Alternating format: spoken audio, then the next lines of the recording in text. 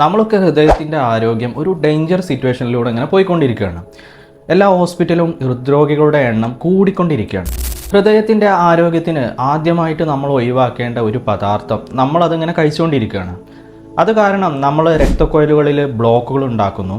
ഇത് ശരീരത്തിലെ കോശങ്ങളിലെ ഭിത്തികളെ തകർക്കുകയാണ്. അതുപോലെ തന്നെ വിട്ടുമാറാത്ത നീർക്കെട്ട് നമ്മളെ ശരീരത്തിലുണ്ടാകുന്നു. കൊളസ്ട്രോളിൻ്റെ അളവ് കുത്തനെ കൂടുകയാണ് ചെയ്യുന്നത്. ഇതിനെല്ലാം പുറമെ ഹാർട്ട് അറ്റാക്കിലേക്ക് നയിക്കുന്നു. സ്ട്രോക്ക് അഥവാ പക്ഷാഘാതത്തിലേക്ക് നയിക്കുന്നു. തലച്ചോറിനെയും ഞരമ്പുകളെയും ബാധിക്കുന്നു. ഈ ഒരു പദാർത്ഥത്തിൻ്റെ പേരാണ് ട്രാൻസ് ഫാറ്റ്, ട്രാൻസ് കൊഴുപ്പുകൾ എന്നറിയപ്പെടുന്നത്.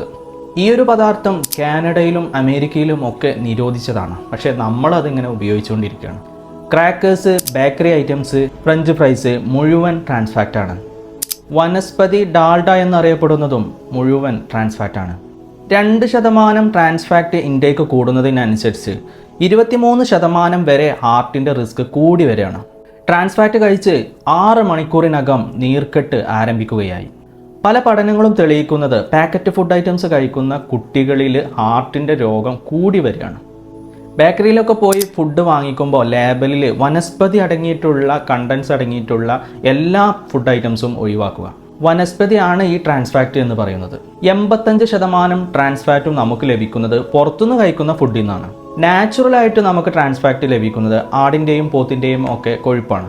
അപ്പോൾ നമ്മൾ vanaspati, margarine, french fries, bakery food, processed food എല്ലാം കുറയ്ക്കുക. നമ്മളെപ്പോഴും ലേബൽ ചെക്ക് ചെയ്ത് കണ്ടൻ്റ് ഒക്കെ നോക്കിയിട്ട് ഫുഡ് ഐറ്റംസ് ഒക്കെ വാങ്ങിക്കുക.